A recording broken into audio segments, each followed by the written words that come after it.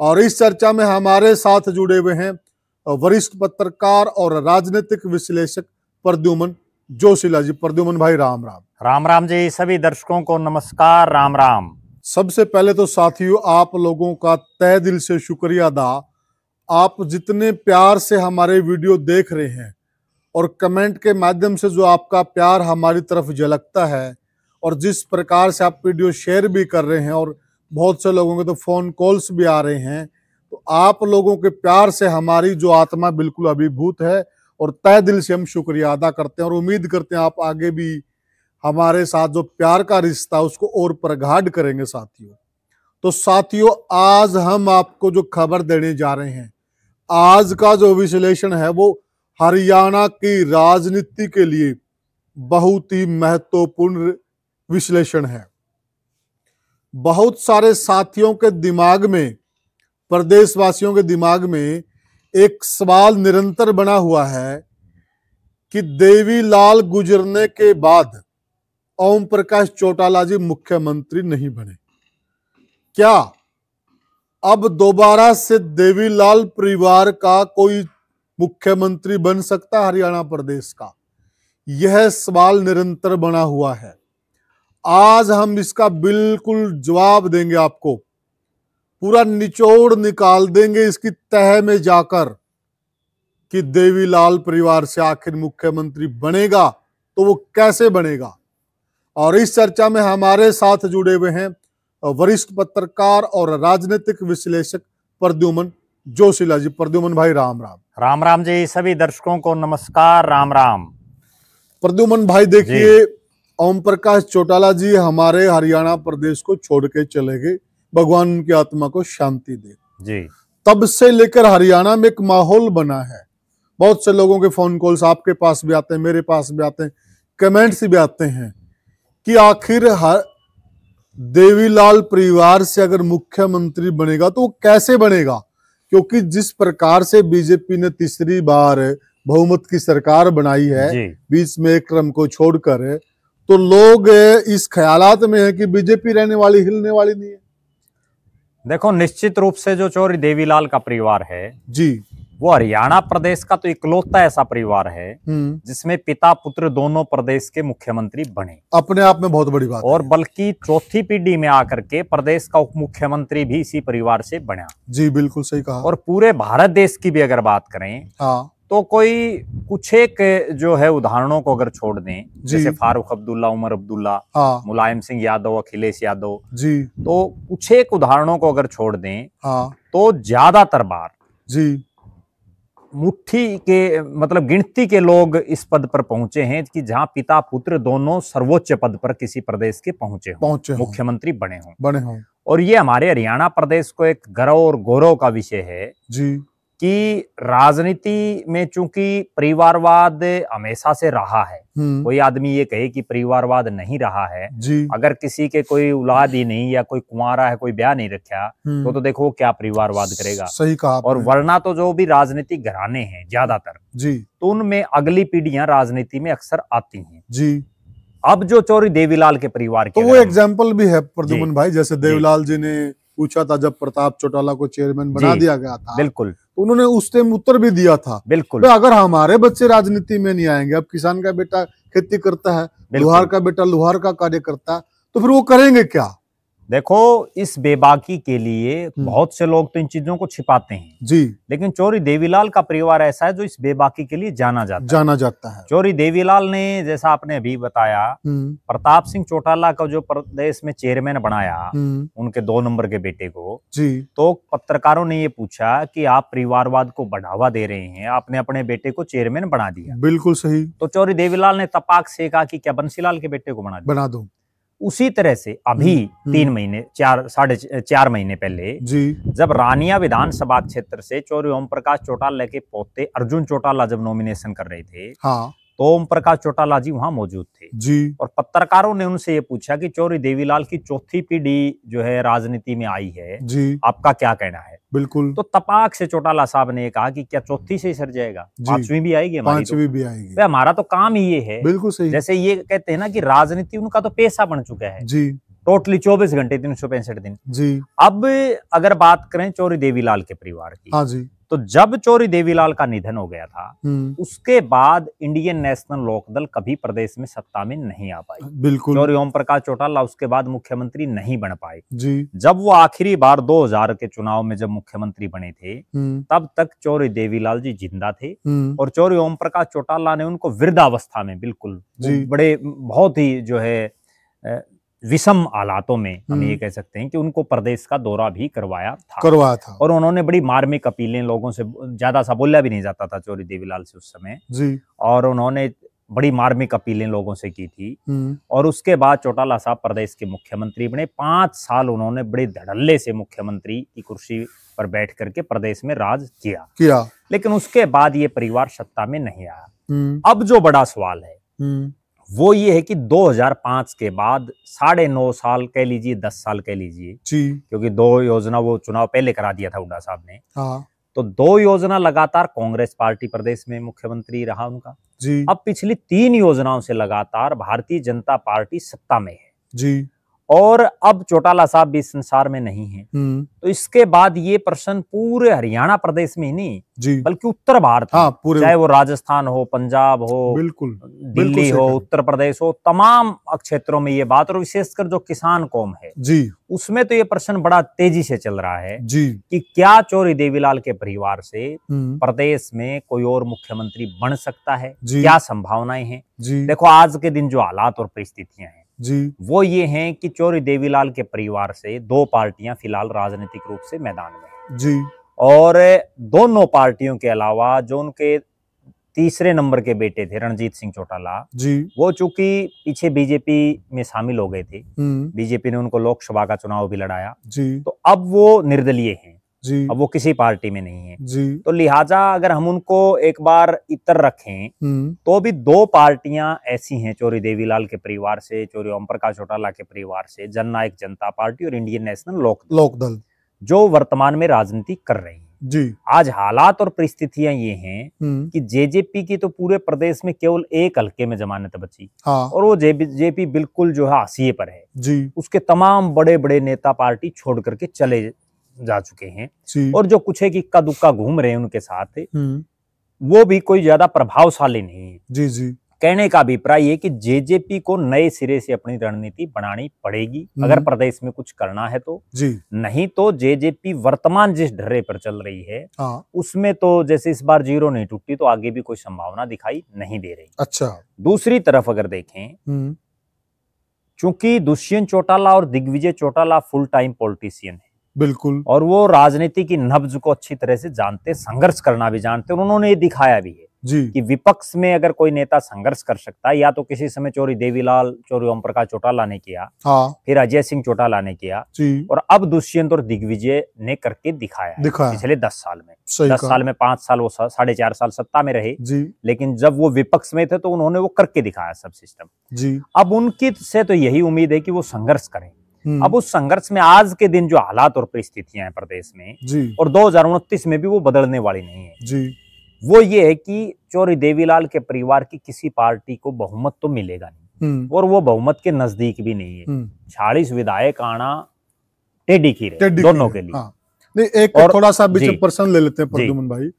अब सवाल ये खड़ा है जनता के दिलो दिमाग में जी कि जो 2029 का चुनाव है जी, क्या 2029 के चुनाव में ही संभव है कि देवीलाल परिवार का मुख्यमंत्री बन जाए?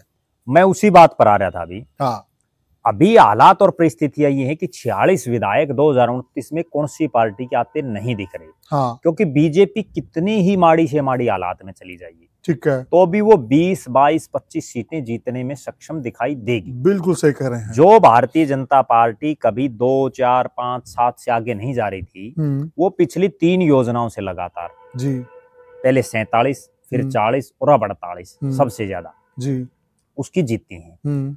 इन 48 सीटों में हम अगर दूसरे एंगल से देखें तो एक बहुत बड़ा रोल कांग्रेस में गलत टिकट वितरण, कांग्रेस के नेताओं को ओवर कॉन्फिडेंस भी रहा जी, नहीं तो ये बीजेपी के 48 की बजाय 40 से नीचे कहीं ना कहीं रहती। अब जो 2029 में जिस तरह से एक बड़ी गंभीर मैं बात बताऊं और दर्शक भी इस चीज से सहमत होंगे, राजनीतिक आदमी का एक समय होता है और राजनीतिक नहीं, हर फील्ड में कोई भी आदमी उसका एक दौर होता है, एक पीक आता है, एक पीक आता है, और वो पीक पर जैसे ही आ जाता है उसके बाद ढलना शुरू हो जाता है। एक चीज दर्शक भी इस चीज से सहमत होंगे कि 2014 में जब नरेंद्र मोदी को भारतीय जनता पार्टी ने प्राइम मिनिस्टर का फेस डिक्लेयर कर रखा था जी, तो उस समय कितने लोग मोदी से प्रभावित थे, कितने लोग उनके भाषणों को सुनते थे जी। जब टीवी पर मोदी आ जाते थे ना, तो लोग टकटकी लगाए सब काम छोड़ करके, और यहाँ तक कि जो महिलाएं हैं वो जो घरों में मतलब कोई काम भी कर रही हैं वो भी उसको छोड़ के टीवी के सामने बैठ जाते थे। बिल्कुल सही कहा। बुजुर्ग बैठ जाते थे, रेडियो पर जब बोलते थे या टीवी पर बोलते थे तो लोग पूरा मतलब कंसंट्रेशन के साथ प्रद्युमन भाई अगर सुनते थे। बीच में अगर कोई बोलता था टीवी पे या रेडियो में, जब मोदी जी बोल रहे हैं, अगर बीच में कोई बच्चा वगैरह बोल देता था, बुजुर्ग डांट देते थे, रुक जा भाई मोदी जी बोल रहे हैं, अरे रुक जा मोदी जी बोल रहे हैं। ये इतना बड़ा हो रहा था मोदी का। हाँ। उसके बाद वो पीक पर चलता रहा जी।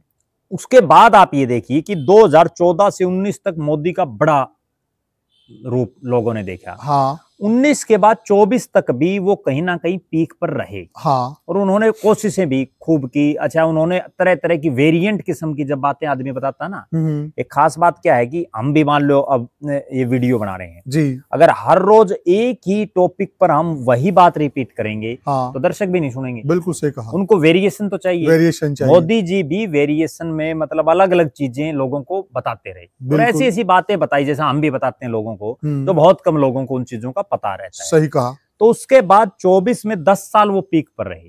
अब 24 के बाद धीरे धीरे मोदी जी का जो है ग्राफ डाउन आ रहा है जी। अब लोग उतना नहीं सुनते। दर्शक भी इस चीज से सहमत होंगे कि वो ये कमेंट करके बताएं आप आज से 10 साल पहले तक मोदी जी को कितना सुनते थे, कितना देखते थे, बिल्कुल, और अब आप कितना देखते हैं, कितना सुनते हैं जी। क्योंकि वो समय धीरे धीरे डाउनफॉल आता है। हाँ, बिल्कुल। वही सेम पोजीशन अब भारतीय जनता पार्टी की भी रहेगी, क्योंकि 3 योजना लगातार सरकार होगी। हाँ। तो धीरे धीरे लोग, चूंकि काम सबके बनते नहीं जी, और जिस तरह से जो सरकारें जो है, चाहे मनोहर लाल जी की सरकार हो चाहे नायब सैनी जी की सरकार हो, बहुत सी ऐसी योजनाएं हैं जिनसे लोग परेशान भी जी। विशेषकर जो ऑनलाइन जो सिस्टम उन्होंने किया है वो बहुत लोग उससे तंग हैं जी। अब अगली बार क्या होगा, हालांकि आज लगभग 4.5 साल बाकी हैं। हाँ। तो इतना पहले कोई भी चीज कहना बड़ी मुश्किल है, लेकिन फिर भी जो हमारा अनुभव है, जो चीजें हम देख रहे हैं, ऑब्जर्व कर रहे हैं, राजनीतिक घटनाक्रम जोड़ रहे हैं, उसके मुताबिक ये निश्चित है। इसमें थोड़ा सा बीच में एक चीज जोड़ लेते हैं जी, तो दर्शकों को थोड़ा समझ में आ जाएगा जी, कि जो ओम प्रकाश चौटाला जी जब एक्सपायर हुए जी, जब वो हरियाणा की जनता को या पूरे देश को अलविदा कहकर चले गए जी, उस वक्त जो बीजेपी नेताओं का हमारा तांता लगा, और अब बात शुरू करिए, फिर हम आगे पूरा डिटेल में उसी चीज पे आ रहे हैं। बिल्कुल जी। तो अब क्या होगा, 2029 के चुनाव तक भारतीय जनता पार्टी में मोदी जी का भी जो डाउनफॉल है वो निरंतर नीचे नीचे ही जाएगा जी, बिल्कुल ऐसा लग रहा है।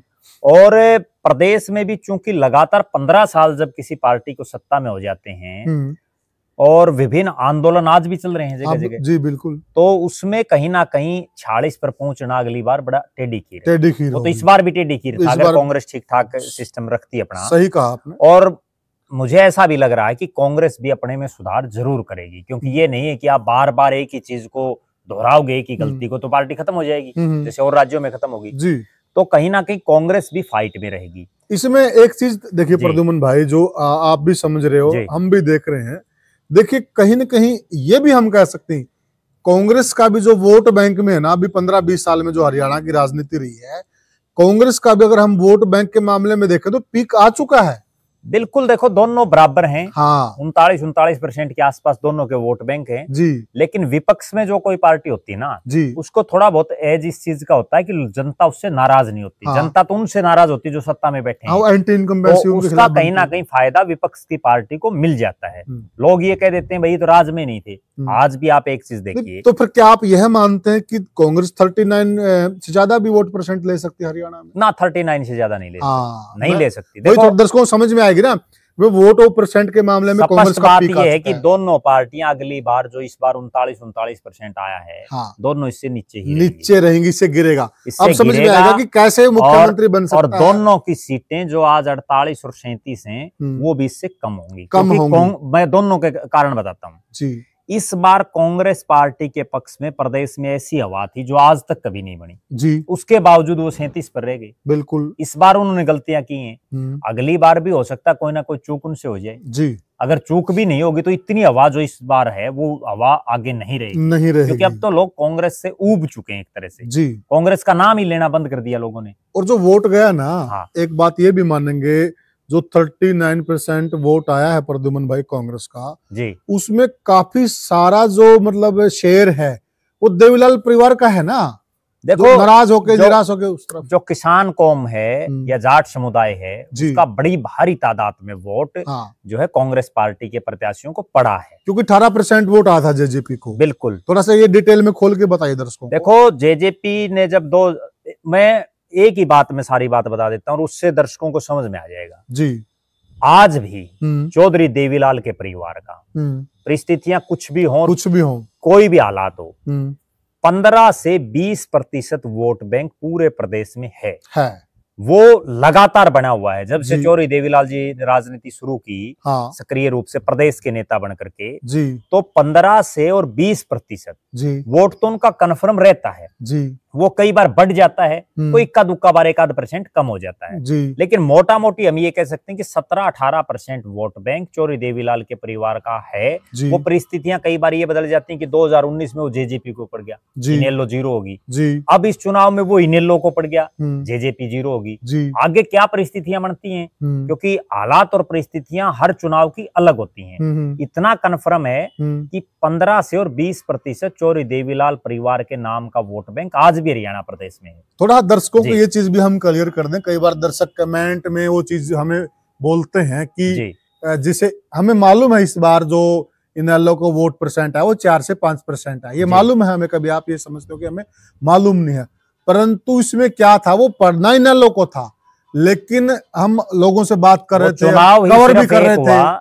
चुनाव इस बार का एक हुआ कि बीजेपी को कौन हराएगा, इसलिए वो वोट कांग्रेस को चला गया। वोट आज भी 15 से 20% है उनका, है देवीलाल के परिवार का। लेकिन समस्या कई बार क्या होती है कि चुनाव इस ढंग से फंस जाते हैं जी। कि हमें तो ये हराना है, हरियाणा हाँ। की जनता एक दूसरे की रड़क निकालने के लिए, और उस रड़क के चक्कर में कई बार पार्टियां बह जाती हैं, जैसे इनेलो बहेगी जी।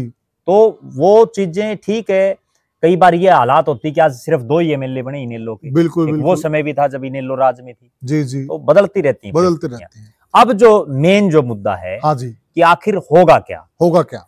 जिस तरह से चौधरी ओम प्रकाश चौटाला के निधन के बाद भारतीय जनता पार्टी के तमाम बड़े नेता, चाहे वो राष्ट्रीय अध्यक्ष हो पार्टी के जेपी नड्डा, प्रदेश के मुख्यमंत्री तो 2 बार आए नायब सिंह सैनी, केंद्र के मंत्री और प्रदेश में जो मुख्यमंत्री रहे मनोहर लाल जी आए, देश के उपराष्ट्रपति आए, बीजेपी के तमाम मंत्री संतरी सब वहां पे एमपी, और हर रोज तांता लगा रहा पूरी सरकार। जबकि दूसरे एंगल से आप देखिए, कांग्रेस पार्टी की तरफ से जो नेता आए उन्होंने केवल जो है एक औपचारिकता बस हुआ है, क्योंकि समाज में रहना पड़ता है, वरना तो 13वीं जो श्रद्धांजलि सभा थी उसमें भी कांग्रेस का कोई बड़ा नेता वहां नहीं दिखाई दिया, नहीं था। और जो बाकी जो नेता आए वो भी प्रदेश के ही थे, और ना विपक्ष के नेता के तौर पर राहुल गांधी हो, चाहे मल्लिकार्जुन खड़गे हो कांग्रेस के राष्ट्रीय अध्यक्ष जी, वो आए भी नहीं और उनका कोई शोक संदेश भी वहां नहीं पड़ा गया। तो कहीं ना कहीं वो ये दर्शा रहा है कि जो चौधरी देवीलाल का परिवार किसी समय कांग्रेसी होता था जी, और उसके बाद उनकी कांग्रेस से बड़ी अनबन रही, फिर वो दोबारा कांग्रेस से उन्होंने हाथ नहीं मिलाया। लेकिन इस चुनाव में बड़ी गंभीर मैं बात बता रहा हूं कि राजनीति कैसे करवट बदलती है। 2024 के चुनाव में अभय सिंह चौटाला ने यह प्रयास किया था जी कि इसी तरह से कांग्रेस पार्टी के साथ अलायंस हो जाए, इंडिया जो अलायंस है उसमें इनेलो एक पार्ट बन जाए, और वो उनकी मजबूरी थी जी। उनकी मजबूरी इसलिए थी कि उन्हीं के परिवार की जो दूसरी पार्टी थी जेजेपी, वो जेजेपी बीजेपी के साथ अलायंस में थी जी। तो दोनों तो एक पार्टी के साथ अलायंस कर नहीं सकते, इसलिए उन्होंने दूसरा जो है अपना रास्ता अपनाते हुए कांग्रेस के लिए अपने दरवाजे खोले। ये अलग बात है कि वो समझौता नहीं हो पाया, लोकसभा में भी नहीं हो पाया, आगे विधानसभा में भी नहीं हो पाया। और अगर वो हो जाता तो क्या पता क्या हालात बनती। उसके बाद अब जो भारतीय जनता पार्टी के नेता लगातार वहां आए जी, ये दर्शा रहा है कि 2029 में जैसा अभी से अंदेशा है, लोग तो अब भी ये मान रहे हैं हरियाणा के, और कमेंट करके भी लोग बहुत बताते हैं, इस वीडियो पर भी बताना कि आप में से ज्यादातर बीजेपी से खुश हैं, बीजेपी के राज से, या दुखी हैं जी। आपने कभी ये कल्पना की थी कि बीजेपी तीसरी बार फिर आएगी? तीसरी बार फिर आएगी बहुत से लोगों ने तो की नहीं थी। बिल्कुल सही, सबके दिमाग में था नहीं आएगी, नहीं आएगी। तो अब खुदा न खास्ता बीजेपी चौथी बार का जो चुनाव है उसमें बहुमत से दूर रह जाए जी, और वो रहेगी भी निश्चित रूप से, दिखाई दे रहा है आज के दिन जी। वो अगर बहुमत से दूर रह जाती है और वो रह जाती है कहीं 30 और 35 के आसपास जी, उस हालात में आज जो इंडियन नेशनल लोकदल दिखाई दे रही है, क्योंकि लोग अभी भी दिग्विजय और दुष्यंत चौटाला जो सत्ता में थे 4.5 साल रहे, उस चीज को भूले नहीं है जी, और लगता नहीं कि अगले 5 साल में दुष्यंत चौटाला कहीं कोई सरवाइव कर पाएंगे, क्योंकि लोग, हरियाणा की जनता ठीक है भूल जाती है लेकिन इतना जल्दी भी नहीं भूलती। चौधरी ओम प्रकाश चौटाला का जो कार्यकाल था ना 2000 से 2005, उसको लोग आज भी याद करते हैं कि किस तरह से वो कार्यकाल था, और उसी का ये परिणाम था कि दोबारा चौटाला साहब कभी सत्ता में नहीं आए। अब जो बात है वो ये है कि लोगों को एक आस और उम्मीद अभय सिंह चौटाला से है जी, और अभय सिंह चौटाला से आस और उम्मीद इसलिए भी है कि एक तो उनके 2 एमएलए हो गए खुद के जी, इसके अलावा प्रदेश की 15 के आसपास सीटें ऐसी थी जहां उन्होंने मजबूती से चुनाव लड़ा और अच्छे खासे वोट मिले, और वो भी उस हालात में मिले जब चुनाव बीजेपी वर्सेस बीजेपी को कौन हराएगा जी। अब ऐसा लग रहा है कि अभय सिंह चौटाला को चौधरी ओम प्रकाश चौटाला के निधन के बाद जिस तरह से प्रदेश के लोग वहां उमड़े और जिस तरह से उनको पगड़ी भी पहनाई गई वहां जी समाज के लोगों की तरफ से, तो वो ये दर्शा रहा है जी कि अब अभय सिंह चौटाला अगर थोड़ी सी मेहनत करेंगे तो वो 15 के आसपास विधायक आसानी से ला सकते हैं, और 15 जैसे ही उनके विधायक आएंगे जी, तो भारतीय जनता पार्टी की भी एक ये प्री पार्टी रही है जी कि जहां भी उनको बहुमत नहीं मिलता, मैं बड़ी गंभीर बात बता रहा हूं, जहां उनको बहुमत नहीं मिलता जी, वहां वो अक्सर खुद अपनी सरकार ना बना करके जी, जो अलायंस में जो पार्टी होती है जी, उसका मुख्यमंत्री बना देते हैं जी। जैसे बिहार में उन्होंने बनाया नीतीश कुमार जी, जैसे उन्होंने महाराष्ट्र में बनाया एकनाथ शिंदे को, तो कहीं ना कहीं अगर 15 के आसपास सीटें अभय सिंह चौटाला ले जाते हैं जी, उनको 15 पर ही, और इसमें प्रद्युमन भाई हम एक चीज और जोड़ सकते हैं जी,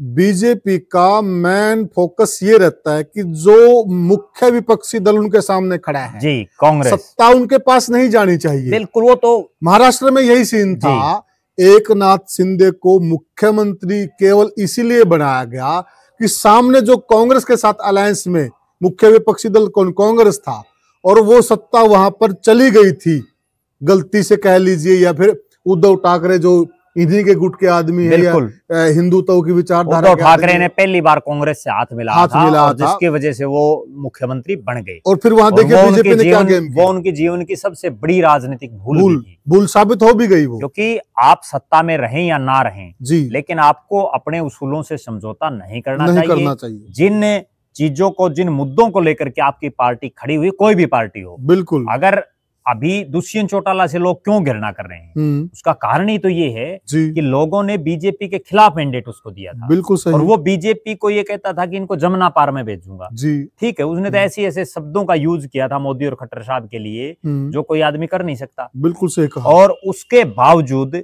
वो बीजेपी के साथ चला गया, इसीलिए तो घृणा हुई उनसे लोगों ने, और उसी का वो परिणाम रहा।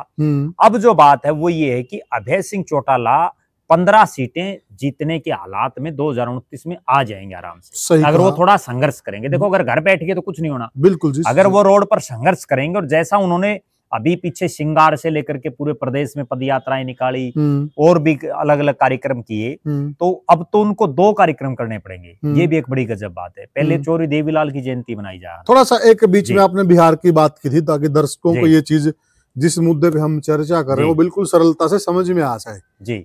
अभी जो बिहार में चुनाव होना है जी, और बीजेपी वहां बहुत बड़ा दल है जी, वोटों परसेंटेज के हिसाब से भी वो जेडीयू से कहीं आगे है, परंतु आज भी मुख्यमंत्री एनडीए का बिल्कुल चेहरा है वो नीतीश कुमार ही है। जी। आप समझ सकते हैं कि बीजेपी सामने वाले जो विपक्षी दल को है वो उसको कभी सत्ता में आना नहीं देना चाहती। और यही हरियाणा में होगा। वहां उनका मेन फोकस बीजेपी का क्या रहता है कि देश में उसके सामने विपक्ष में कौन है? कांग्रेस। कांग्रेस कांग्रेस की कहीं सत्ता ना बने जी। उसके बाद जहां कांग्रेस की बजाय क्षेत्रीय दल, जैसे वहां लालू प्रसाद यादव की पार्टी है जी, वो एनडीए में नहीं है जी, तो उसको रोकने के लिए वो अपने किसी जो और अलायंस के साथी है उसको सीएम की कुर्सी दे देते हैं वो। और ये कोई गलत बात भी नहीं है। गलत बात भी नहीं। राजनीति यही तो कहती है कि आप ठीक है मुख्यमंत्री आप नहीं बन सकते, आपका डिप्टी सीएम बन जाएगा।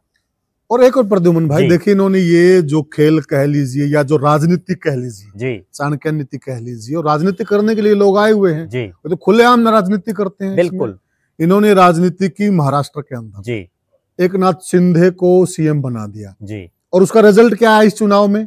बिल्कुल भारतीय जनता पार्टी बड़ी मुख्यमंत्री ये बन गया इस चुनाव में। बिल्कुल ये राजनीति बहुत लंबी खेलते हैं और यही हरियाणा में होगा। देखो निश्चित रूप से क्या होता है कि लगातार जब कोई भी पार्टी सत्ता में रहती है ना 10 साल 15 साल तो लोग उससे नाराज हो जाते हैं। एक चीज और दर्शकों के दिमाग में होगी प्रद्युमन भाई जी, क्योंकि प्रसिमन भी होना है जी, थोड़ा दर्शकों को समझ में आ जाएगा कि पुनिया जी और प्रद्युमन जी चर्चा तो कर रहे हैं 90 सीटों पे जी, लेकिन प्रसिमन वो परिसीमन भी होगा ना, साथ 126 सीटें हो जाएंगी। 126 सीटें हो जाएंगी तो रेशो तो वही रहेगा ना। बिल्कुल वो तो जो 15 कह रहे हो 15 ही बजाय 25 आ जाएंगी।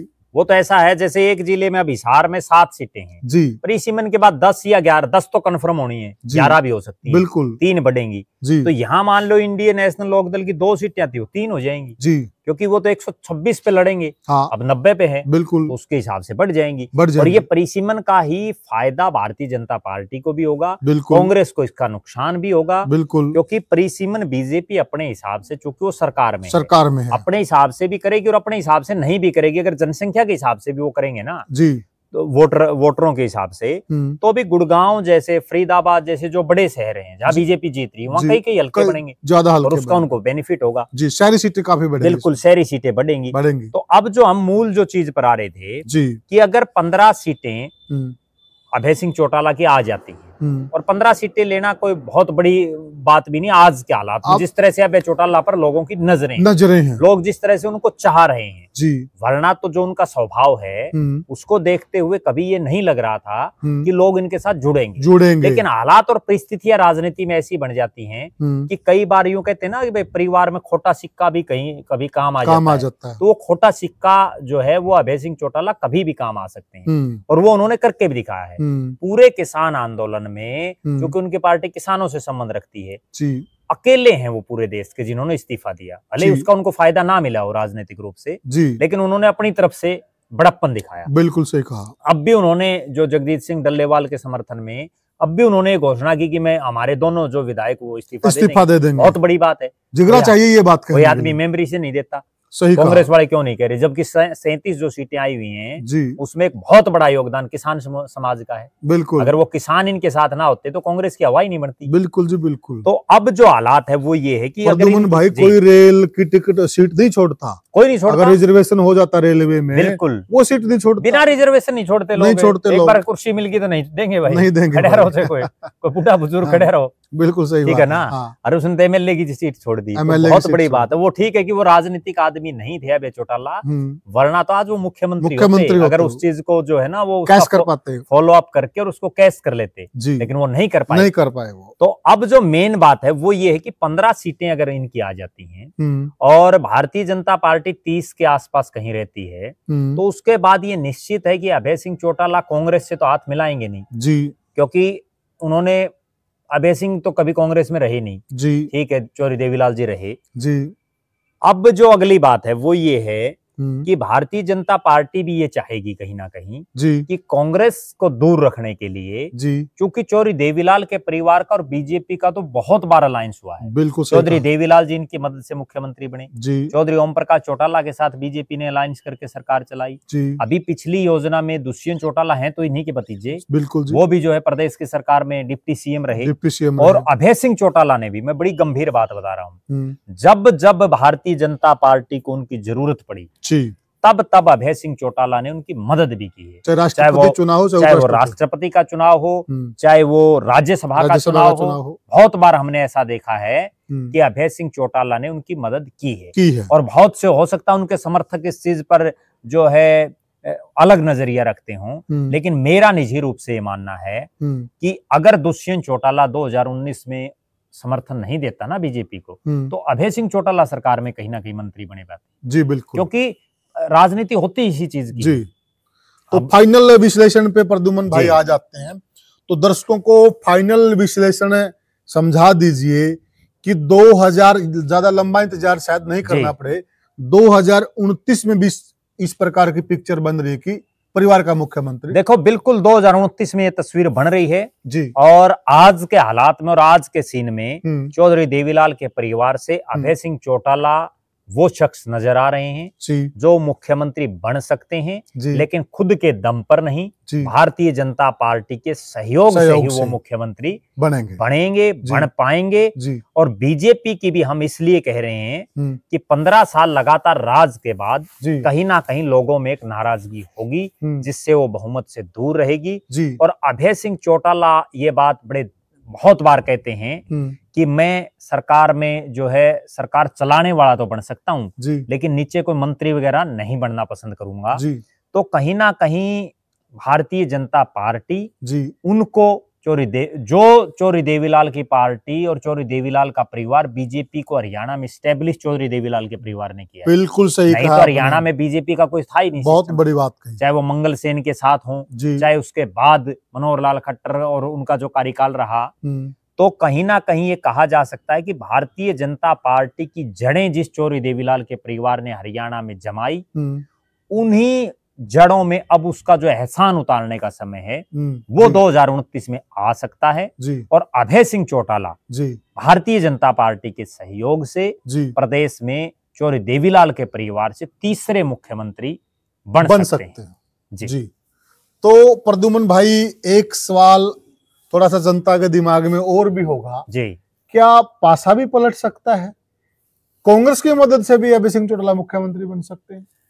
देखो दिल्ली में हुआ, केजरीवाल जी कांग्रेस को हरा के आए, फिर उसी कांग्रेस ने, जो कांग्रेस उनको पानी पी पी कर कोसती थी, और केजरीवाल भी निरंतर जो उनका चुनाव था वो शीला दीक्षित के खिलाफ लड़ा गया था, और उसी कांग्रेस ने उनको समर्थन देकर मुख्यमंत्री बनवा दिया था। देखो आपकी बात ठीक है, लेकिन मेरा ये मानना है कि जब तक, बड़ी गंभीर बात मैं बता रहा हूं, जब तक चौधरी भूपेंद्र सिंह हुड्डा कांग्रेस पार्टी में रहेंगे तब तक वो किसी भी हालात और किसी भी परिस्थिति में चौधरी देवीलाल के परिवार को अपनी पार्टी का समर्थन नहीं देंगे। ये बहुत बड़ा सवाल था, मैंने इसलिए किया। क्यों नहीं देने देंगे? क्योंकि भारतीय जनता पार्टी भले ही 36 बिरादरी की बात राजनीतिक पार्टी करती हो, लेकिन चर्चा ये है राजनीतिक सरगर्मियां, और दिखाई भी दे रहा है कि वो ज्यादातर गैर जाट की राजनीति करती है, जबकि चौधरी भूपेंद्र सिंह हुड्डा खुद जाट हैं, और वो कभी ये नहीं चाहेंगे कि कोई जाट दूसरा मुख्यमंत्री बने। वरना तो अगर यही अलायंस होता तो ये तो जेजेपी और कांग्रेस का भी हो सकता था। जो हुड्डा साहब अभी कह भी रहे हैं कि हमने दुष्यंत को ऑफर दिया था, नहीं, दुष्यंत को ऑफर दिया था, दुष्यंत ने भी आपका ऑफर इसलिए नहीं माना क्योंकि हर जाति में ये चीज होती है। कोई जाट ये नहीं चाहेगा, जाट राजनीतिक आदमी, कि कोई दूसरा जाट राजनेता मुख्यमंत्री बने। कोई गैर जाट हो किसी भी जाति का, वो ये नहीं चाहेगा कि कोई मेरी जाति का कोई आदमी मुख्यमंत्री बने और मैं रह जाऊं, क्योंकि राजनीति ही तो करनी है उनको, क्योंकि फिर वो तो लंबे समय तक उसका वजूद कायम हो जाता है। तो इसीलिए जो है दुष्यंत चौटाला की पार्टी ने ना कांग्रेस को सपोर्ट की, ना कांग्रेस ने जेजेपी की सपोर्ट, और इसलिए उन्होंने बीजेपी के साथ जाना संभव हुआ उनका। अच्छा, अब भी यही चीज है कि बीजेपी क्यों अभय सिंह चौटाला को सपोर्ट करेगी। वो सिर्फ और सिर्फ इसलिए करेगी कि अभय सिंह चौटाला का जो वोट बैंक है और बीजेपी का जो वोट बैंक है, वो दोनों अलग अलग चीजें हैं, दोनों अलग अलग हैं। ना तो अभय सिंह को बीजेपी से कोई खतरा, ना बीजेपी को अभय चौटाला से कोई खतरा। वरना तो अगर हुड्डा साहब बन जाते तो वो जेजेपी वाले वोट बैंक को खा जाते, चौधरी देवीलाल के वोट बैंक को, और अगर दुष्यंत बन जाते उस समय वो हुड्डा साहब के वोट बैंक को खा जाते। तो ये तो कभी संभव दिखाई दे ही नहीं रहा। ये सबसे बड़ी दिक्कत है। तो साथियों, हमने चर्चा की कि 2029 में इस प्रकार का माहौल बिल्कुल बन सकता है कि मुख्यमंत्री देवीलाल के परिवार से बने। और आप भी हमें कमेंट करके ये बताइएगा आप क्या मानते हैं, क्या ऐसा बिल्कुल सिद्ध हो, क्योंकि पत्रकारों का काम है संभावनाएं जाहिर करना। आप क्या मानते हैं हमें कमेंट सेक्शन में जरूर बताएं। वीडियो को ज्यादा से ज्यादा शेयर करें और चैनल को सब्सक्राइब करें। तो साथियों फिर मिलेंगे किसी और वीडियो में, तब तक के लिए राम राम। राम राम।